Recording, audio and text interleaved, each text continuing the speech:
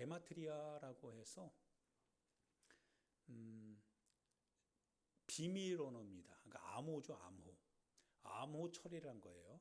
암호 처리를 하되, 그러나 그 시대 그 교회 그 성도들은 그 암호 처리를 할 때 그 암호가 무엇을 의미하는지를 아는 거죠.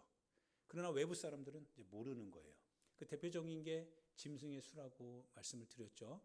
짐승의 수, 테리온이라고 하는 짐승의 수다, 그 이름이다 라고 할 때 그 이름이 상징하는 게 뭐라고 했어요? 그걸 히브리어로 이렇게 번역하니까 그 히브리어 안에 나와 있는 자음 하나하나가 실은 숫자가 있거든요. 그래서 그 숫자가 666이라고 할 때 666이라고 하는 그 단어를 추적해 보니까 이게 가이사 네로더라 이거예요.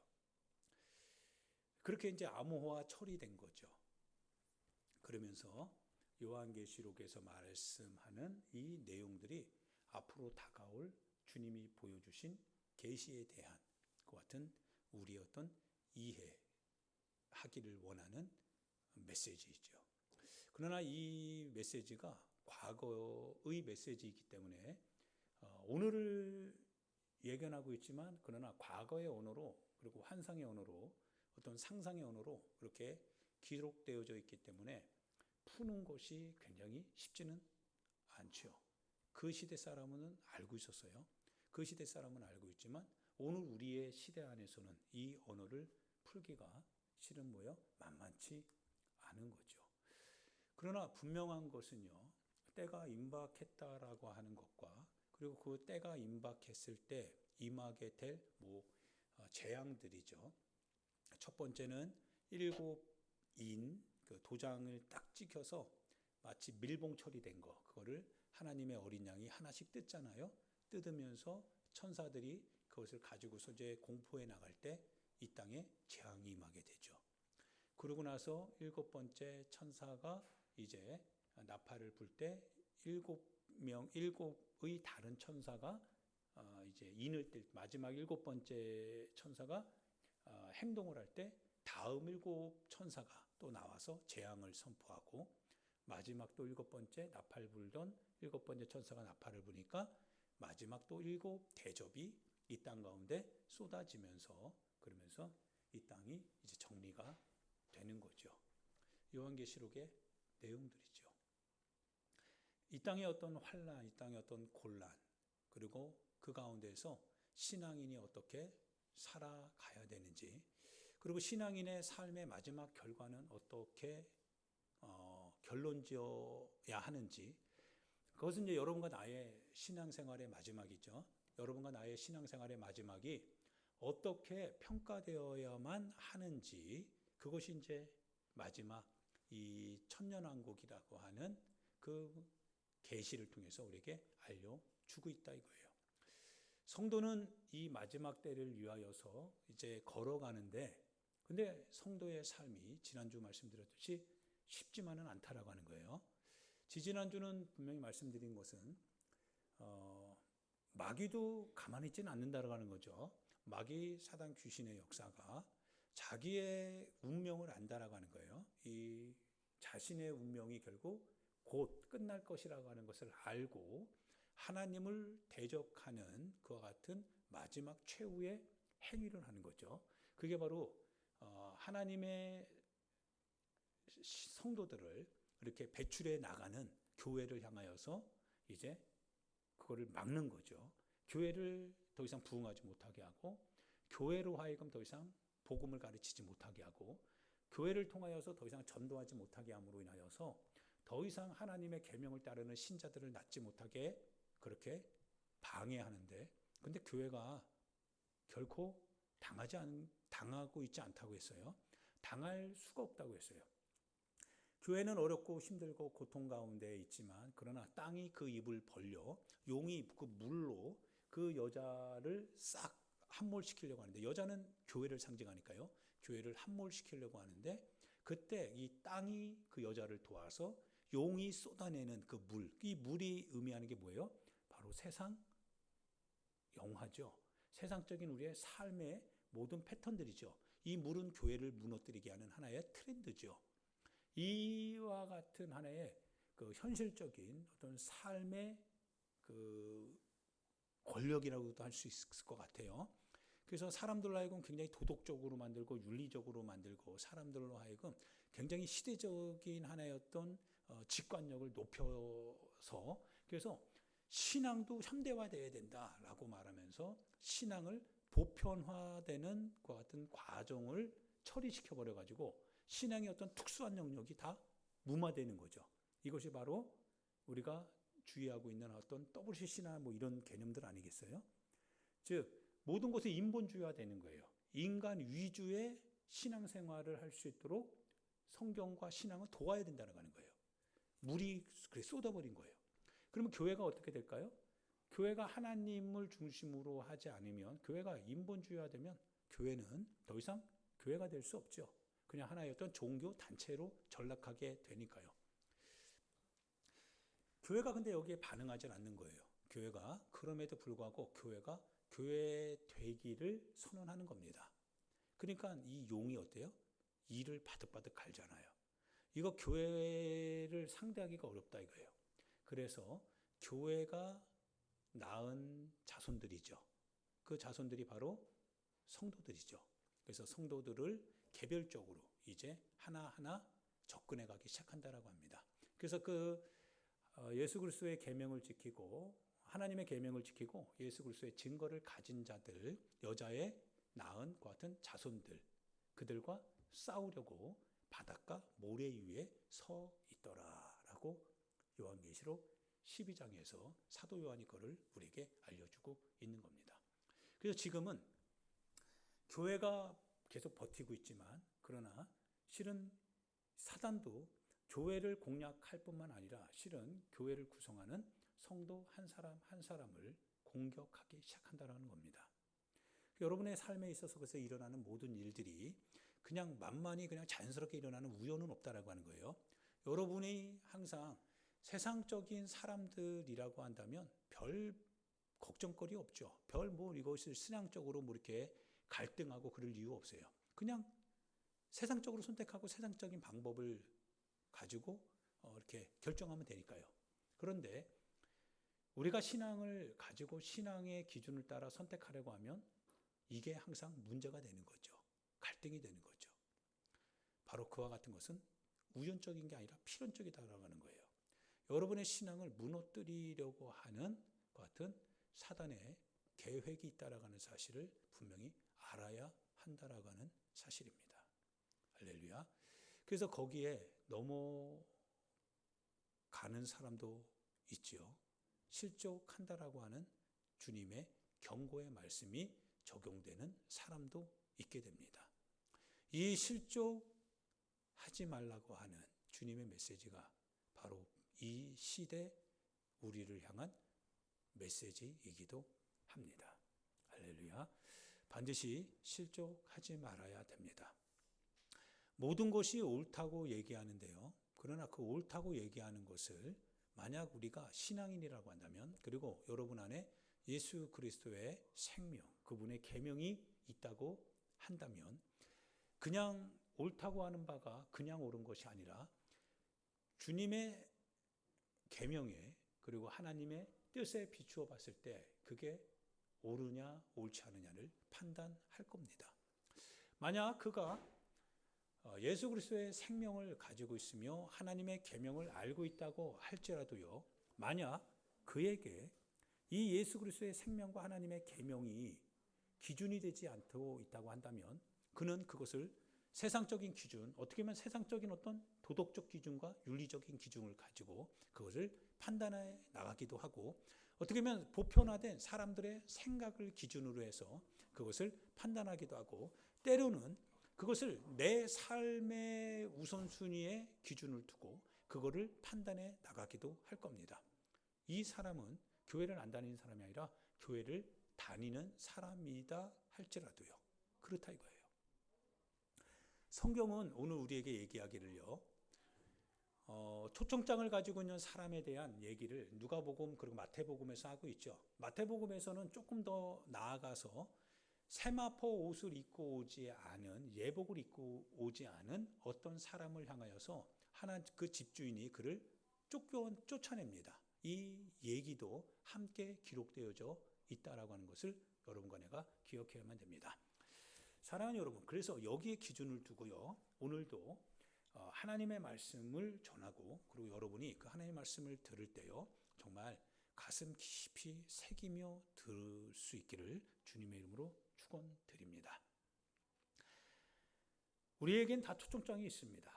예수님께서 말씀하신 것은 불신자들을 향한 얘기가 아니었습니다. 실은 믿음의 사람들을 향한 얘기였습니다.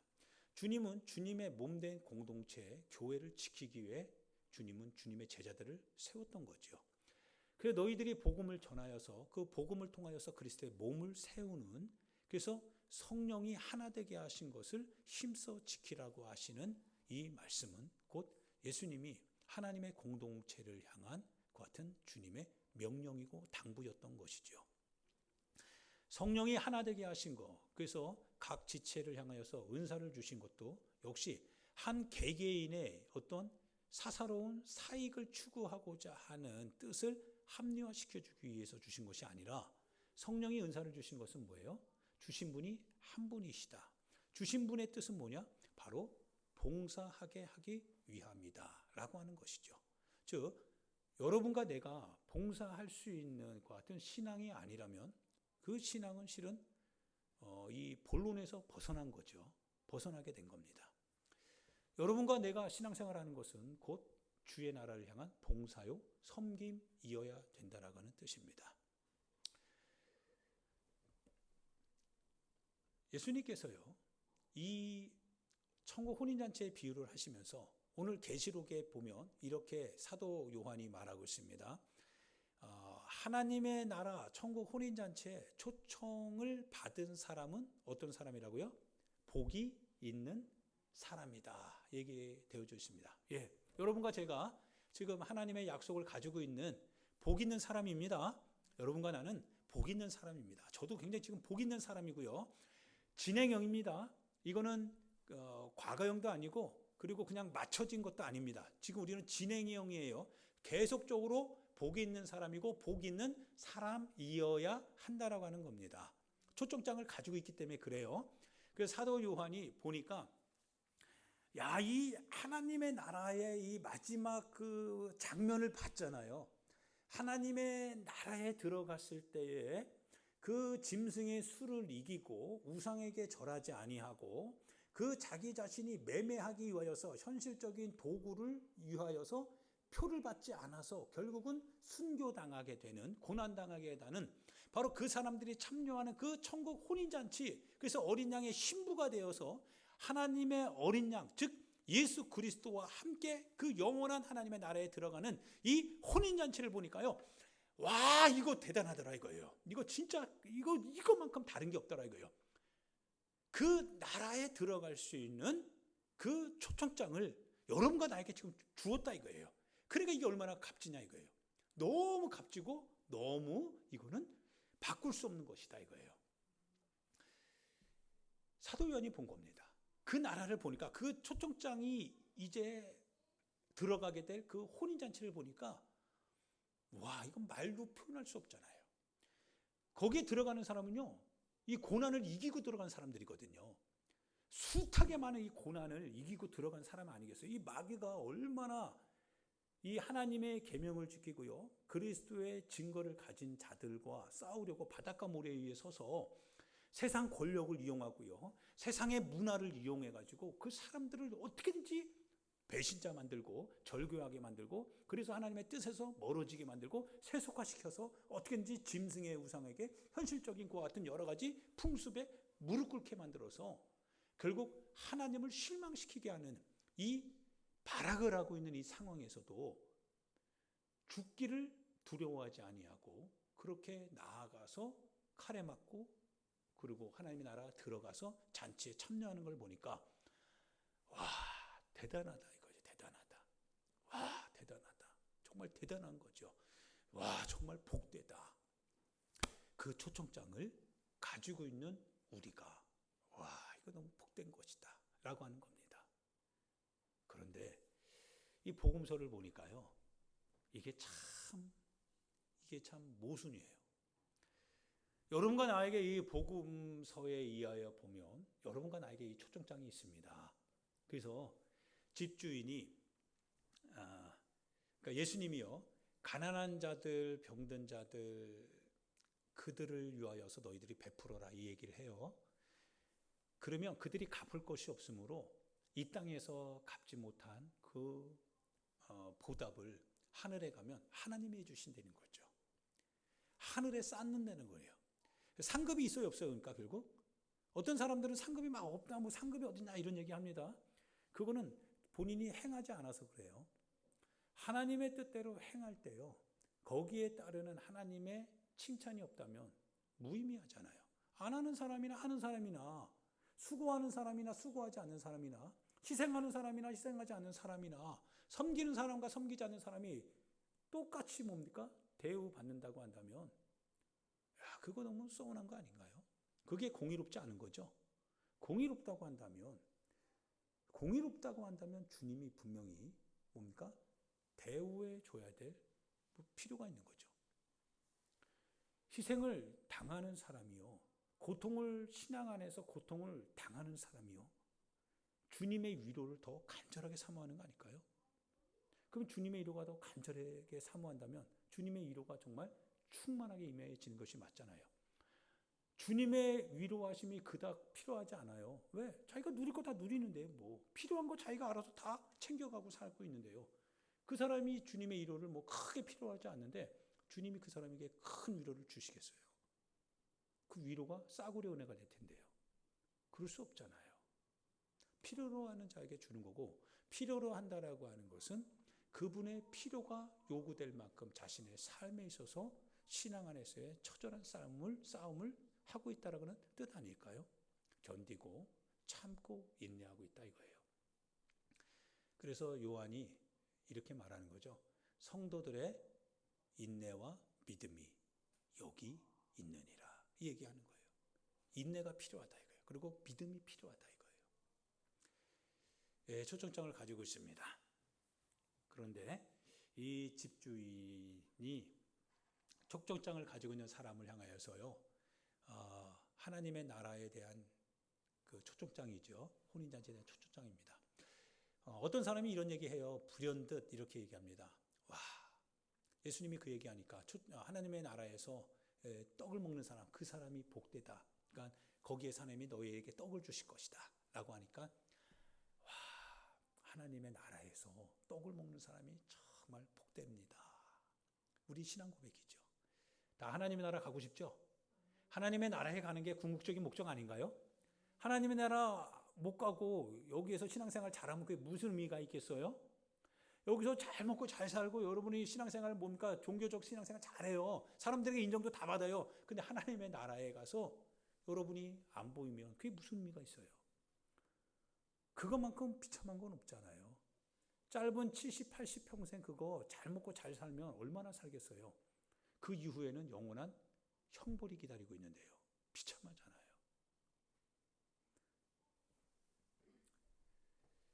그러니까 하나님의 나라에서 떡을 먹는 사람이 복되다라고 하는 것을요, 어떤 한 사람이 말하는데 그게 바로 여러분과 나요, 교회입니다.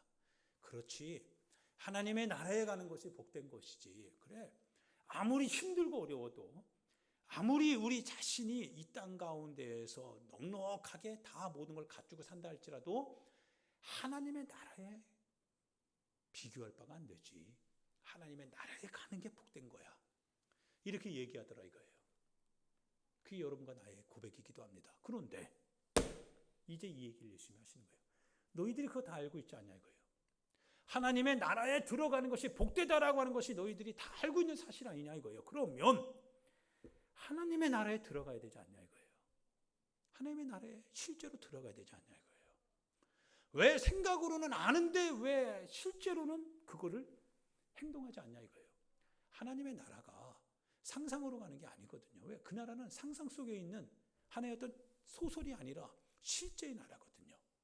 실제 우리의 삶 현장에서 일어나게 될, 성취하게 될 나라이거든요.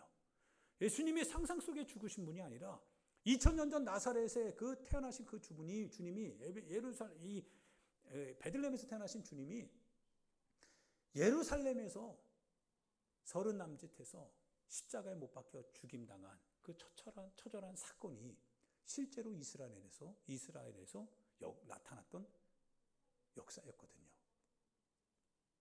그 실제의 역사가 허구가 될 수 없잖아요.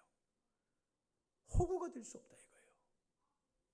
사실은 역사 안에서 나타날 때 사실이잖아요. 사실입니다.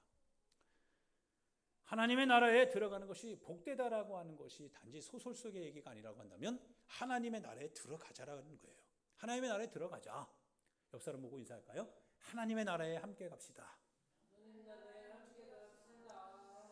네, 하나님의 나라에 함께 가야 됩니다. 하나님의 나라에 함께 가야 됩니다. 함께 갑시다. 함께 가야 됩니다. 그래서 이 함께 가야 됩니다라고 하는 이 고백을 예수님이 들으신 거죠. 그리고 예수님이 이제 말씀하시기 시작합니다. 예수님이 참 부정적으로 얘기하시는 것 같아요. 그래, 다 갈 수 있어. 이렇게 하면 좋겠는데요. 주님이 그렇게 긍정적으로 얘기하신 것 같지는 않아요. 왜 그러셨을까 생각을 해보게 됩니다. 성서를 한번 쭉 읽어보세요. 예수님께서 모든 것이 다 긍정적으로 얘기하시지 않죠. 씨 뿌리는 자의 비유 긍정적일까요? 그거 아니죠. 가끔은 좀 이렇게 가시덤불이 날 수도 있잖아요. 그런 인생이 될 수도 있잖아요. 근데 열매를 맺지 못한다 라고 하니까 얼마나 부정적이세요. 예수님 너무 부정적이세요. 이렇게 얘기할 수 있는 거 아닐까요?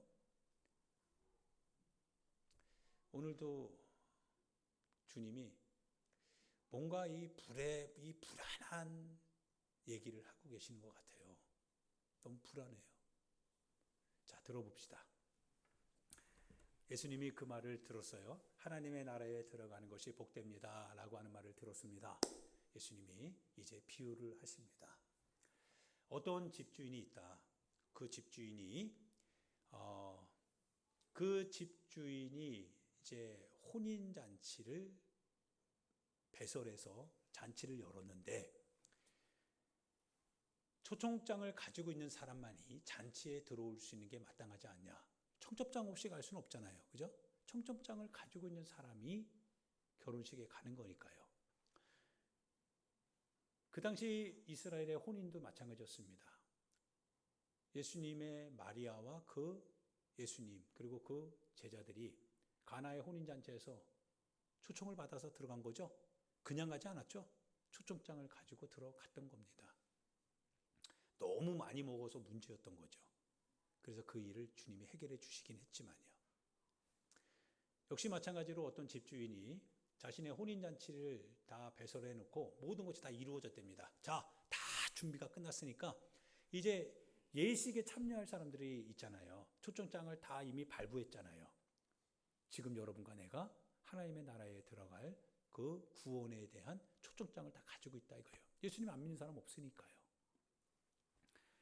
그래서 이 집주인이 자기의 종들을 쫙 보내요. 천사들을 보냅니다. 그리고서 천국 혼인잔치가 준비되어져 있으니까 지금 오래는 겁니다. 오래요. 그러자 이런 일이 왜 일어나는지 모르겠어요. 초청장이 없는 사람이 아니고요. 초청장을 가지고 있는 사람이고 혼인잔치에 대해서 초청장을 가지고 있으니까 혼인잔치가 자기가 참여해야 될 곳이라고 하는 거 아는 사람들이죠. 근데 이 사람들 중에요. 어떤 사람이 이렇게 얘기해요. 나는 좀 밭을 지금 샀답니다. 지금 밭을 샀대요. 밭을 사가지고 내가 밭에 나가봐야 된대요. 혹시 여러분 뭔가 사놓은 거 있습니까?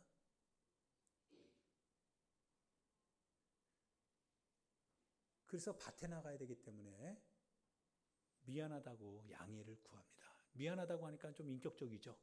미안합니다. 제가 밭을 사서 못 가겠습니다. 인격적으로 못 가는 사람입니다. 미안하대요. 어떤 사람은요, 소 5결이, 약 10마리를 아마 구입했던 것 같아요. 한 결이당 한 쌍이니까 한 2마리 되나 보죠. 그래서 5결이를 샀으니까 이 소가 그 당시는 자기 사업의 어떤 그 도구들이잖아요.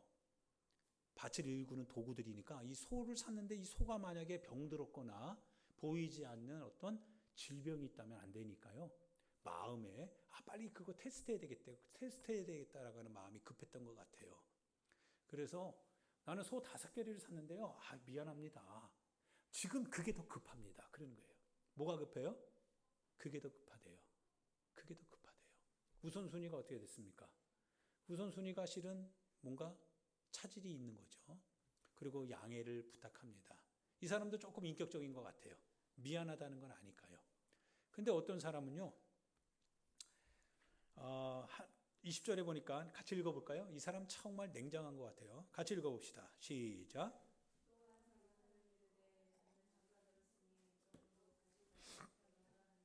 네, 어떤 한 사람이 나오는데요. 이 사람은요, 장가 들었답니다. 장가 들었답니다. 나 이제 장가 들었는데, 이제 내 인생 이제 시작해야 되는데, 그죠?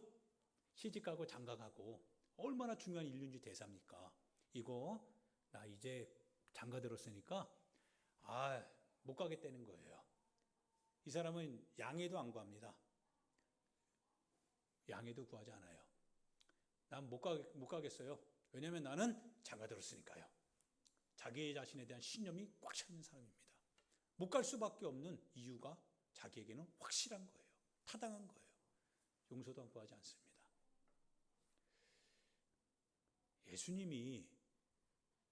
예수님이 못 가는 사람들에 대한 얘기만 하더라 이거예요. 초청장을 가지고 있는 것이 우리에겐 복이죠. 하나님의 나라에 갈 수 있다라고 하는 희망을 가지고 여러분과 내가 살고 있습니다. 잘 보세요.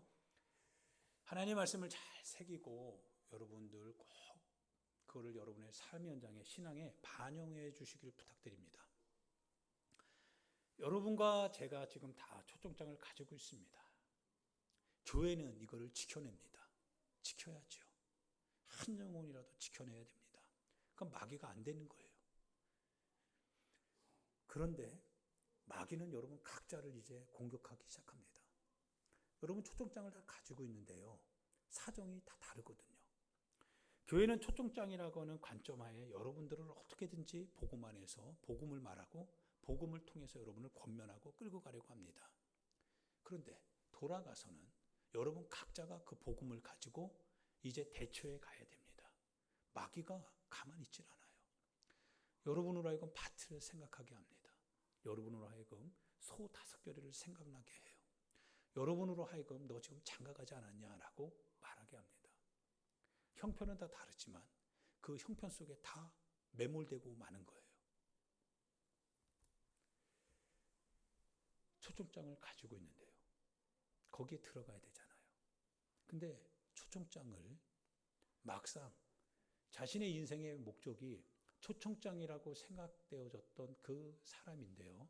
알고 보니까 아니더라 이거예요. 정말 주님을 위해서요 헌신하고 주님을 위해서 그렇게 할 줄 알았는데 알고 보니까 자기 사정이 딱 생겨버리니까 우선순위가 생겨버리니까 이게 바뀌더라 이거예요. 어떡합니까? 하나님의 나라를 바꿀 만큼 밭이 중요한 건가요?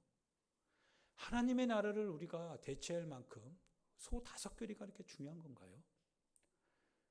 하나님의 나라가 없어도요, 지금 장가 들고 시집 가고 해서 잘 먹고 잘 살고 행복하게 편안하게 그렇게 살면 되는 건가요?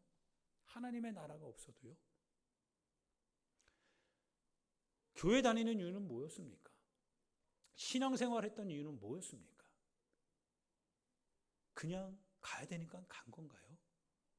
누군가 하나님의 나라에서 좋은 얘기, 복된 소식 전해주니까 그게 좋으니까 그냥 왔다 갔다 한 건가요?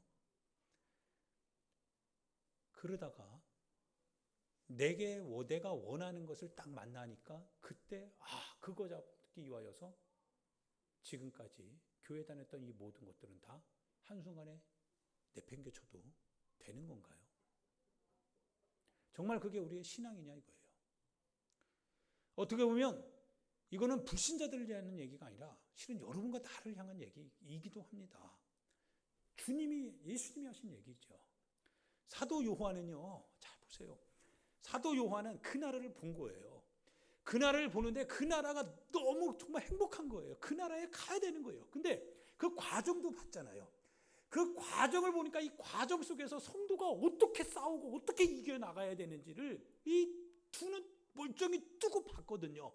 그러고서 그 수를 이기고 하나님의 나라에 딱 들어가는 그 사람들을 보니까 와, 이게 너무 복되다 이거예요. 복되다 이거예요. 그 초청장이 우리에게 있다 이거예요. 싸워서 이겨서 차지하게 될 그 나라, 그 땅, 예수 그리스도와 함께하는 영원한 생명의 삶. 와, 우리는 복되다. 그런데 교회 현장에 나가 보니까요, 싸우질 않아요. 믿음을 가지고 싸워야 되는데, 믿음은 있는 듯한데, 지식은 있는 듯한데 순종하지 않아요. 하나님의 뜻대로 살지 않아요.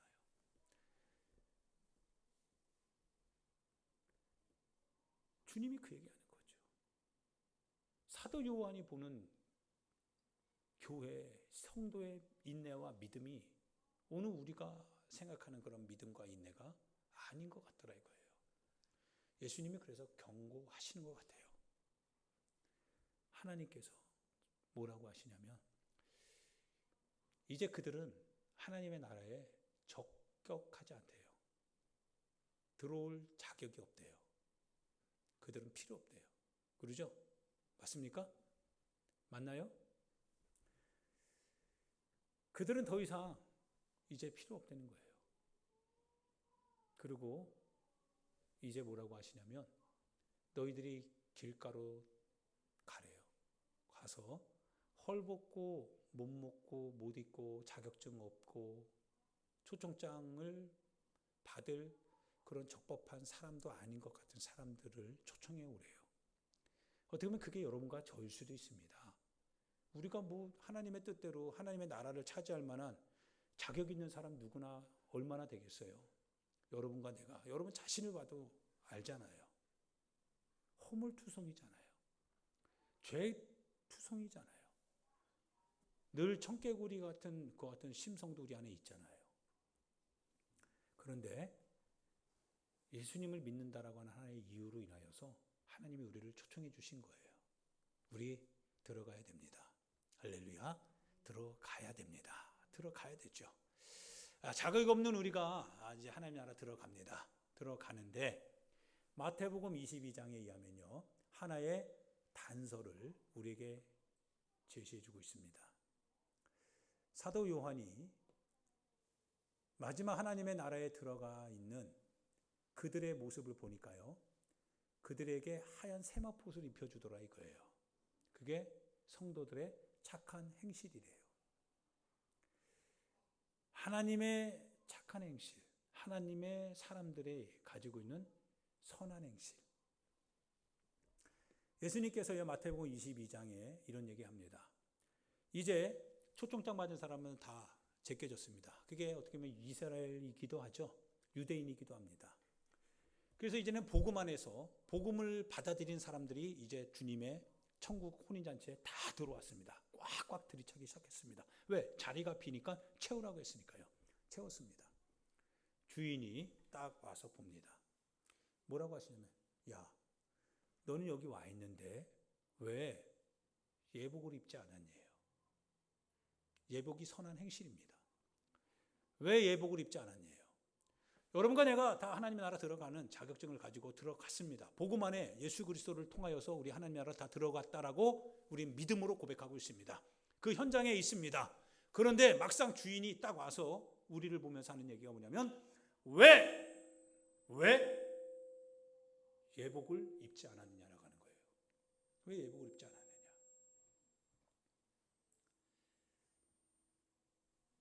예복이 뭡니까? 예복이 도덕적인 삶일까요? 윤리적인 삶일까요? 적당한 기부 행위일까요?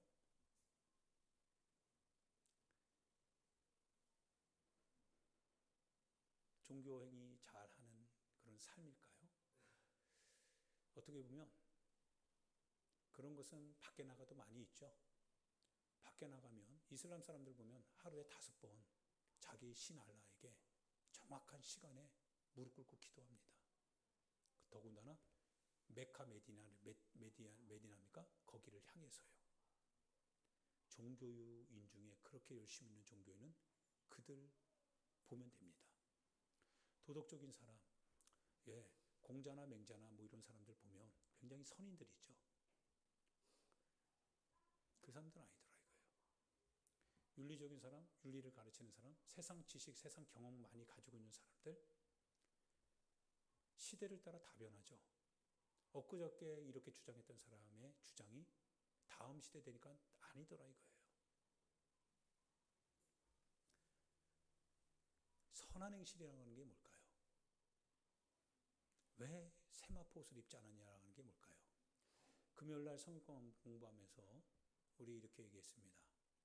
교회가 정말 필요로 하는 사람이 누군지 아십니까? 교회는 똑똑한 사람 필요하지 않습니다. 교회는 세상 경험 많이 가지고 있는 사람 필요로 하는 게 아닙니다. 교회는 지식이 꽉 차진 사람 필요한 거 아니고 재물로 자신의 인생을 편안하게 살 수 있는 그런 재력가를 필요로 하는 것도 아닙니다. 교회가 필요로 하는 것은 하나님의 말씀 앞에서 그저 순종하는 사람입니다. 정말 교회가 필요로 하는 사람은 순종하는 사람이지 다른 어떤 사람이 아닙니다. 순종하는 사람 한 사람 있을 때 교회는 힘이 되는 거거든요. 선한 행실이라는 게 뭘까요? 하나님의 뜻대로 살고자 작정했다면 그 뜻 앞에서 자기 자신의 의지를 꺾고 하나님의 뜻 앞에서 나는 죽었사오니 주께서 행하시옵소서라고 하는 주님을 향한 고백 앞에 내 자신을 맡기는 거 아닐까요? 그게 바로 오늘 우리가 입는 예복입니다. 예수 그리스도 안에서 우리가 믿음으로 구원을 받았습니다. 이제는 우리에게 뭐가 필요하냐면 책임이 필요합니다. 바로 의복이 필요합니다. 왜 의복을 입지 않았느냐라고 하는 주님의 질문 앞에서 우리는 깨달아야 됩니다. 하나님의 나라에 들어가는 것은 믿음으로 가능하지만 그 앞에서 온전히 하나님의 나라의 기업을 받는 것은 반드시 믿음에 따르는 예복, 즉 행위가 필요하구나. 믿음은 그래서 행동하는 겁니다. 야고보서에서 말합니다. 영혼 없는 몸이 죽은 것 같이 행함 없는 믿음은 죽은 믿음이니라. 행함이 필요하다 이거예요. 사랑하는 여러분, 가장 냄새나고 가장 꺼림칙한 상황이 어떤 상황이냐면 맞는 것 같은데 사람의 냄새가 꽉 차 있는 게 굉장히 꺼림칙합니다. 사람의 생각으로 꽉 차 있고 사람의 꾀로 꽉 차 있고 사람의 합리적인 방편으로 꽉 차 있어서 요리조리 빠져나갈 수 있는 타당한 방식을 가지고서 그렇게 신앙생활을 할 때 신앙은 신앙인데 그런데 인본주의적 냄새가 날 때 그게 깨림칙합니다. 거부하고 싶죠. 아마 라오디게아 교회의 미지근한 상태가 아닌가 싶습니다. 차갑든지 뜨겁든지 해라. 만약 그렇지 않으면 내가 너를 토하여 내칠 것이다. 복음 안에 우리가 하나님 나라에 들어와 있다고 한다면요. 이제 하나님의 말씀을 따르는 그 같은 책임 있는 삶을 사셔야 됩니다. 사도 요한이 하나님의 나라를 이렇게 마지막 쭉 보면서요. 하나님의 어린 양 신부가 잘 준비되었다. 그들이 입게 될 세마포옷을 그들에게 주어 입혀라 라고 할 때 하나님의 계명에 따르는 하얀 세마포옷일 겁니다. 그들이 주의 나라 어린 양을 위해서 신부로서 잘 준비됐답니다. 그것이 너무 영광스럽고 너무 황홀하고 너무 기뻤던 거지요. 그래서 사도 요한이 이렇게 마지막 말하는 겁니다. 하나님의 나라에 들어갈 이 초청장을 가지고 있는 우리가, 야, 이게 복된 거구나. 하나님의 뜻대로 살 수 있는 게 참 복된 거구나. 하나님의 뜻, 하나님의 나라에 들어간다라는 확신 속에서 하나님의 뜻을 가지고 살고자 하는 그 성도의 삶이, 야, 참 복된 거구나. 이게 우리가 누리게 될 복이다 이거예요. 오늘을 사랑하는 여러분 살아갈 때요, 반드시 이 사실을 명심하시고 여러분 자신보다 여러분 자신을 하나님의 나라로 이끌어 가시는 주님을 인정하시고 주님의 말씀을 여러분이 가지고 있는 지식보다 먼저 앞세우시고 그분의 이정표, 그분의 신호등을 따라 여러분이 가고 싶어도, 그러나 주님의 신호등을 따라 때로는 멈추고 때로는 질주해 갈 수 있는 그런 선택과 결단이 있기를 주님의 이름으로 축원드립니다. 같이 이 시간 앞에 우리 기도합니다.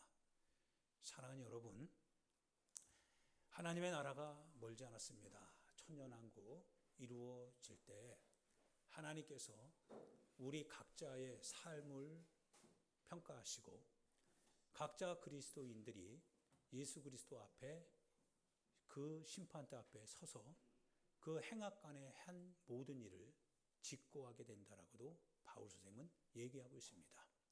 모든 것은 간과되어질 것 같지만 그러나 모든 것은 간과되는 것이 아니라 주님 앞에서 반드시 해명해야 될 일들입니다. 주님의 피가 인정하지 않는다면, 주님의 보혈, 주님의 생애, 주님의 삶과 일치되지 않는다면 모든 것은 다 쇳덩어리입니다. 모든 것은 다 나의 탐욕과 나의 욕심으로부터 나온 것이지 결코 주님으로부터 나온 것이 아닙니다. 일찌감치 그런 것들을 우리는 버려야 됩니다. 또 버려야 사는 겁니다. 나를 위하여서 자기 생명을 버리는 자는 그래서 그는 살게 될 것이다 라고 예수님이 말씀하셨던 겁니다. 성도의 인내와 믿음이 여기 있다고 했습니다. 사랑하는 여러분, 잠시 잠깐 그 위기를 모면하고 피해 가려고요, 잠시 잠깐 내 자신의 이익을 얻기 위하여서요, 주님의 뜻에, 주님의 마음에 눈 감는, 그래서 그 순간만 피해가면 모든 것이 다 되겠지라고 하는 우리 인간의 냄새나는 생각 꾀를 이제 우리 버렸으면 좋겠습니다. 그리고 좀 여전히 말하지만 우직하지만 하나님의 뜻이 설 때 주님이 책임질 것이다 라고 하는 믿음으로 고백하고 우직하게 순종하며 살아갔으면 좋겠습니다. 하나님이면 다 되는 거 아닙니까? 하나님이시면 다 되는 거 아닙니까? 그게 우리의 신앙 고백 아닙니까? 주님이시면 됩니다. 주님 한 분만이면 됩니다. 주님의 이름으로 가능합니다. 우리 주여 하나님 앞에 부르고요, 하나님의 초청장을 가지고 있는 자로서 주님 한 분만으로 가능하다라고 하는 신앙을 나의 삶의 현장에서 실제가 되게 하는, 행동하는 신앙이 되게 해달라고, 그렇게 되겠노라고요. 우리 주여 한번 부르고 하나님